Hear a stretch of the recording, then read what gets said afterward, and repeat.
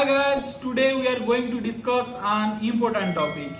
In recent days, you must have gone through a news that Government of India has increased the fertilizer subsidy on DAP by 140%. So in this video, we are going to discuss the reason behind such a historic step, and we'll also see the background of fertilizer subsidy in India. So let's start it. So coming to fertilizer subsidy in India, fertilizer subsidy is the difference in the price at which farmers purchase the fertilizer and the price at which retailers sell the fertilizer. This price gap is subsidized by the Government of India, and this is known as fertilizer subsidy. Then how this fertilizer subsidy is determined?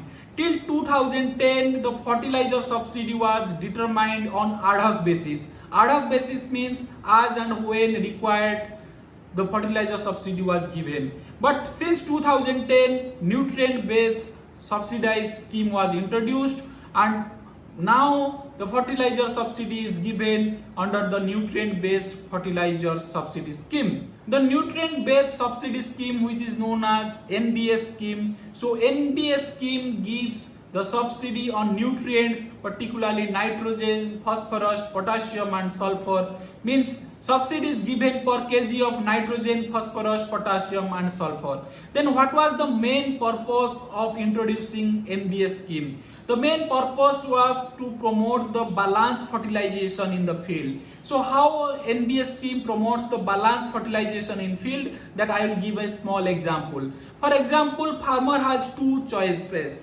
One is ammonium sulfate fertilizer, another one is a complex fertilizer having NPK in the ratio of 10:26:26.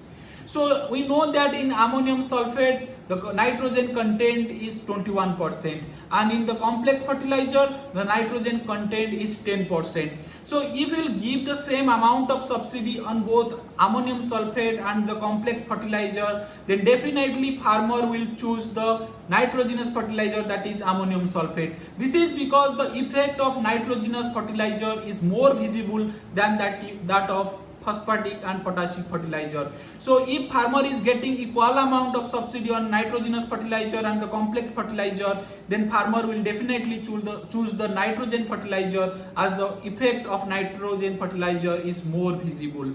But if we will give the subsidy on the nutrient based subsidy scheme, then in case of ammonium sulfate, for example, 21% nitrogen is there, and if we will give the nutrient based subsidy as 18.78 rupees in case of nitrogen per kg of nitrogen, then it will be 21 kg nitrogen into 18.78 rupees.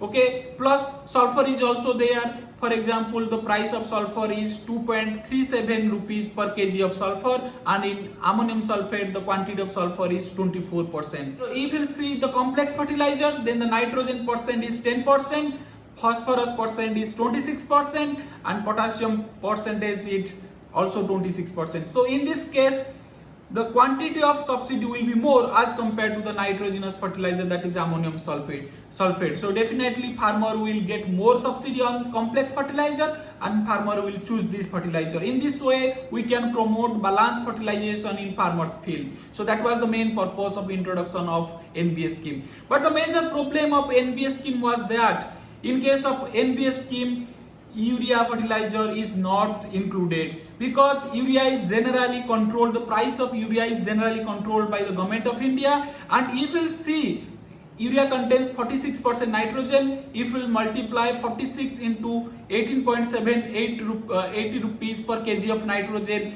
then the 45 kg of urea will get around 300 to 400 rupees subsidy. But the farmers are now currently getting the subsidy of 900 to 1000 rupees by the Government of India. So government is giving more subsidy on urea as compared to nutrient based subsidy scheme. That is the reason government is not including urea under that scheme, because urea is one of the major fertilizer consumed in India, and also the prominent effect of urea is visible in terms of production and productivity.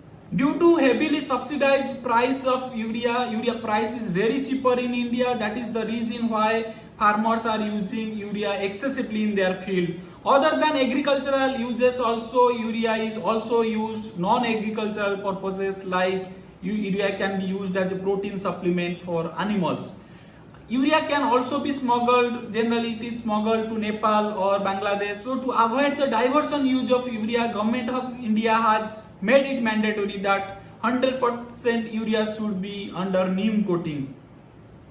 Neem coated urea also contains 46% nitrogen, as neem coating is just a physical barrier around the original urea molecules, and also there are other benefits of neem coating, like it acts as a nitrogen inhibitor which also prevents urea loss in lowland rice. So to avoid diversion of urea, Government of India has taken some initiative like direct benefit transfer scheme.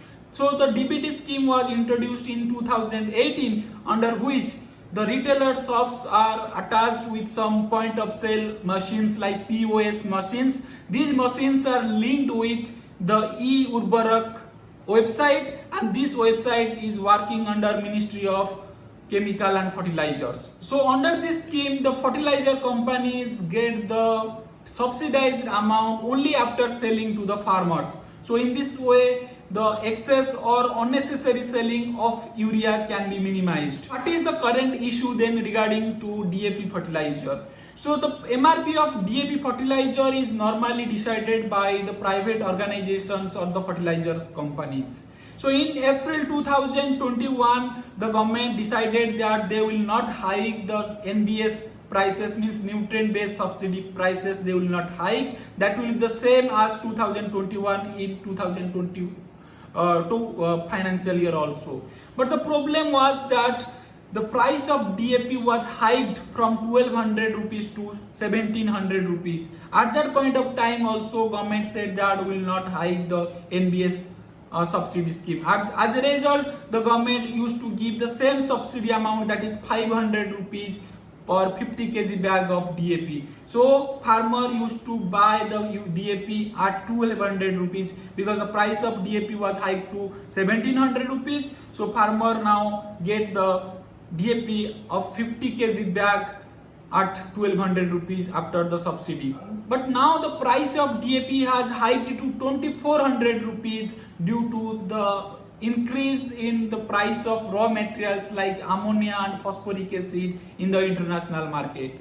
So to avoid the pressure on the farmers, government has hiked the price of DAP or subsidy on the DAP from 500 rupees to 1200 rupees. So as a result, the farmer will get the DAP at 1200 rupees. So earlier the price of DAP was 1700 rupees and government used to give the 500 rupees subsidy. So farmer used to buy the DAP as 1200 rupees. So now the price of DAP is hiked to 2400 rupees and government has hiked the subsidy amount to 1200 rupees. As a result, the farmer will get the DAP at the same 1200 rupees. So that is about the current news. I hope this will give some information to you. Thank you for listening. Take care.